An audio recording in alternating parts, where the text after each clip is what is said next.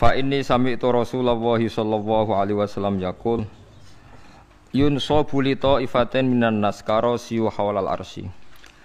Yunsabu diangkat atau diciptakan digawe li ta'ifatin kedhe sekelompok minan nasi sanging manusa. Apa sing diangkat karasiyu apa pira-pira kursi singgasana hawalal arsy ana ing seputar aras yaumul kiamat ing dalam dina kiamat. Wujuhum utawi wajahe ta'ifatun minan nas. Iku kal qamar iku dene rembulan Lailatul Badri ana ing malam purnama. Yafza'u padha kaget sapa annasu manusa wa hum halate ta'ifatun minan nas la yafza'una ora padha kaget sapa ta'ifah. Wa yakhafulan padha kuwatir sapa annasu manusa wa hum halate ta'ifah tiang-tiang saya iku la yakhafun. Ora padha kuwatir. Wa hum ta'ifatun sing ngaten iki wau auliya Allah iku pira-pira kekasih Allah alladzina la khaufun 'alaihim wa la hum yahzanun. Sing boten nate wedi, boten nate susah. Faqila man haula ya Rasulullah. Man iku sinten haula ite mengkon-mengkon kabeh ya Rasulullah.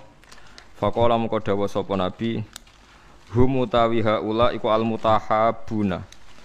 Iku wong sing saling seneng kabeh, saling seneng ning kancane utawa ning gurune ning keluargane fillahi ing dalam Allah taala. Warahu lang riwayat hadis sapa Abu Hurairah radhiyallahu anhu wa qala fihi inna haulal arsy. Sak temene ana ing seputar aras mana biru te ana pira-pira mimbar podium niku minuren saking nur. Alaiha kang kuwi ngatasé manabir kaum te kaum libasung kang te pakaiane kaum nurun iku cahaya wa ujum te wajahe kaum iku nurun iku cahaya. Laisu ora ana sapa kabeh bi anbiya lan nabi wala syuhada lan pira-pira wong sing mati syahid. Mereka itu bukan nabi, bukan mati syahid.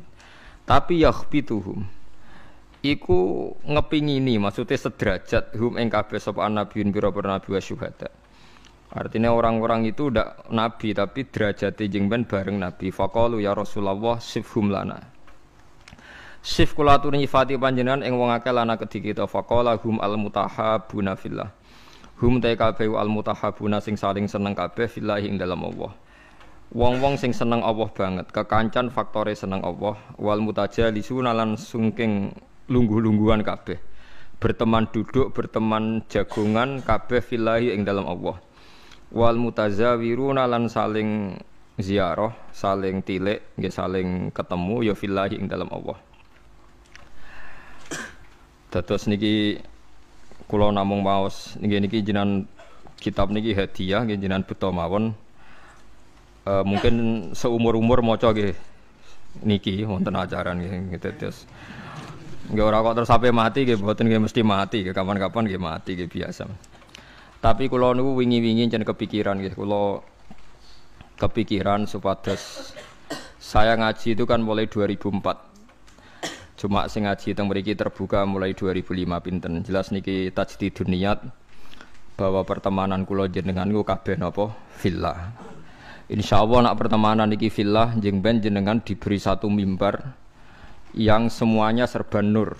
Itu gini ku tiang-tiang sing kekancan krana napa? Allah.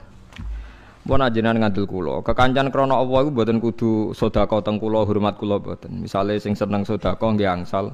Sing mboten seneng nggih angsal nak pertimbangane Islam. Misale timbang dhuwit tak kena Gus Bak wis sugih tak kena bojoku wae sing melarat. Itu nggih Islami, paham nggih? Paham nggih? Niku nggih napa? Islami. Sementing aja krana medhit, dhuwit tak kena Gus Bak iman, tak kena bojo iman, tak kena anak iman, tak kena mbah iman. Itu bodoh nanti pun keliru banget. Ini penting kalau aturaken kalau akhir-akhir ini sering napa guys, sering ngipi, sering pancen susah. Kulo nganti sakniki susah kulo teng donya ku sitok nggih. Maksiat itu menciptakan ekonomi. Jadi kulo niku seneng ibadah teng donya namung haji. Mboten seneng haji, seneng sistem ibadah haji. Niki logikanya gini, misalnya ada doli sebelum ditutup. Kalau ada komplek prostitusi itu artinya kan transaksi seksnya juga bayar. Nanti di seputar situ ono bakul mie. Mungkin taksi malam-malam yang nganterkan hidung belang. Nanti mungkin seputar situ juga laris. Macam-macam. Makanya itu yang diwawancarai di Keramat Tungkak dulu di Jakarta itu lucu. Ada bakul mie itu orangnya soleh. Dia ya tidak pernah zina, ya tidak pernah apa-apa, tapi dia bakulmi seputar situ. Ketika ditutup ditanya, kamu susah ya? Susah, sekarang sepi. Itu kan lucu. Jadi jangan kira Anda yang tidak berzina itu terus tidak memberi kontribusi. Mungkin kita supir taksi atau supir becak, paham ya? Mungkin kita punya warung seputar situ yang larisi ya orang-orang yang mau ke situ.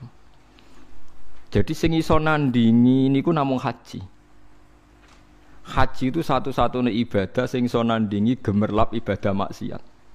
Orang datang ke Las Vegas itu hanya berapa? Yang datang ke Hollywood hanya berapa? Tapi kalau yang datang di haji itu melibatkan ada hotel, ada catering, uangnya triliunan. Yang dikorupsi di Indonesia saja apa? Triliun. Artinya satu ibadah yang ibadah tapi nyiptakno apa? Ekonomi. Selama ini ekonomi itu masih kalah dengan maksiat. Ayo penjualan tasbih mbek kondom kathah pundi. Yang bisa nandingi itu hanya apa? Haji. Bahkan saya diceritani teman-teman itu yang hidup, yang sekolah di Italia itu. Vatikan itu paling susah itu mikir haji karena kota suci Roma itu tidak serame apa? Ka'bah. Sama padahal agama Kristen itu lebih banyak. Artinya orang Kristen lebih banyak, lebih mapan. Tapi kok tetap rame Ka'bah ya, soalnya Ka'bah kok rame Ka'bah. Itu udah hanya musim haji. Misa yang suci di Vatikan saja masih rame umroh. Enggak usah ditandingi haji, baru dengan umroh aja tidak bisa. Bahkan penerbang-penerbang dari Inggris dari mana-mana itu enggak bisa membayangkan kalau di dunia ini tidak musim haji. Karena surplusnya para pebisnis pesawat itu ya pas musim apa? Haji.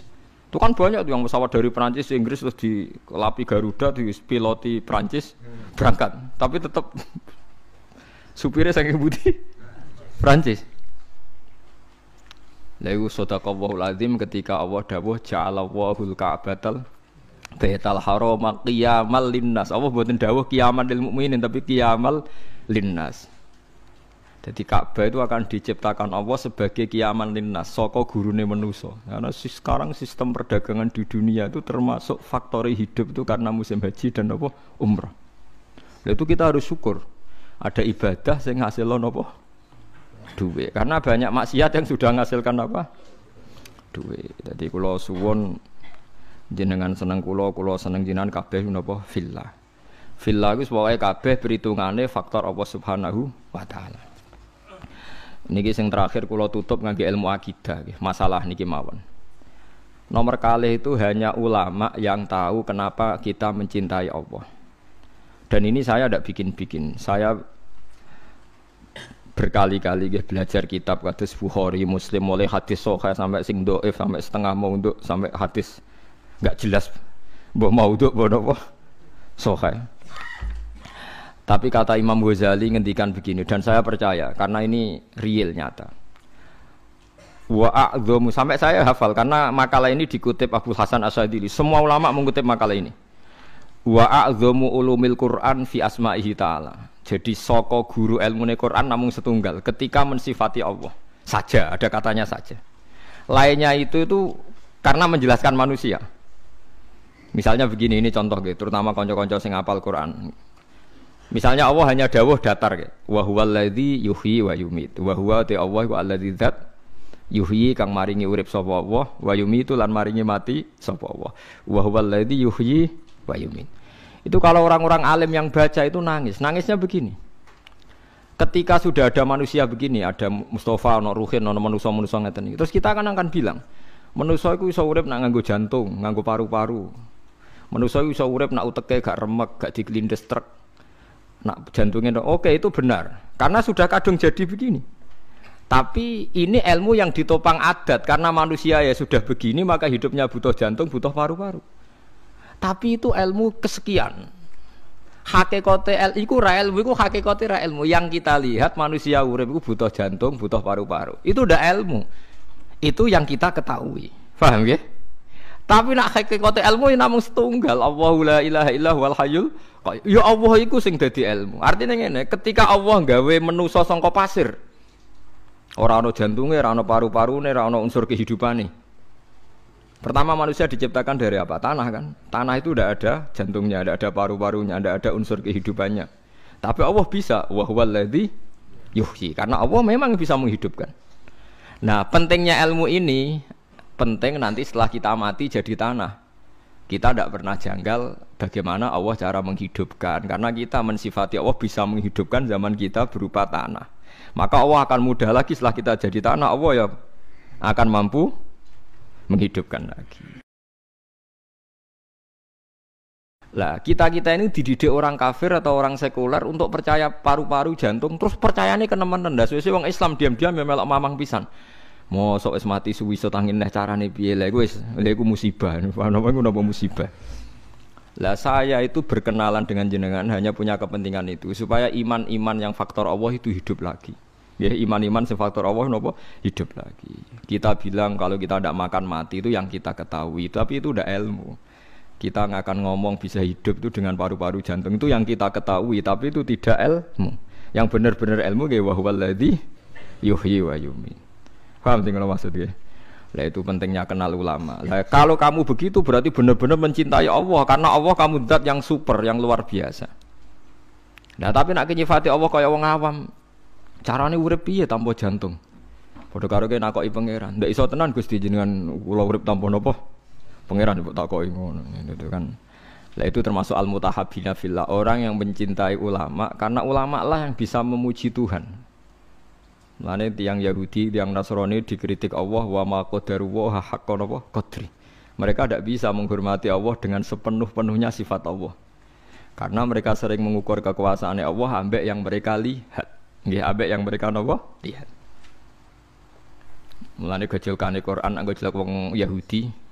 Orang Yahudi itu meyakini Isa itu anak zina karena Maryam tanpa bapak kok punya anak berarti anak nopo zina. Terus cari pangeran anggota wong Yahudi jarene cerdas pikir kok. Cara pangeran yo gampang. Inna masalah Isa inta wahi kama salih nopo Adam. Nak Isa iku mokal mergo tanpa bapak kudune wong Yahudi luwih ingkar anane Adam. Adam malah tanpa bapak tambah ibu. Lah ya iku pentingnya ngaji. Ngaji ku sono pembanding. Dadi kowe nak dewa-dewa yang Anda ketahui, Anda akan jadi kafir.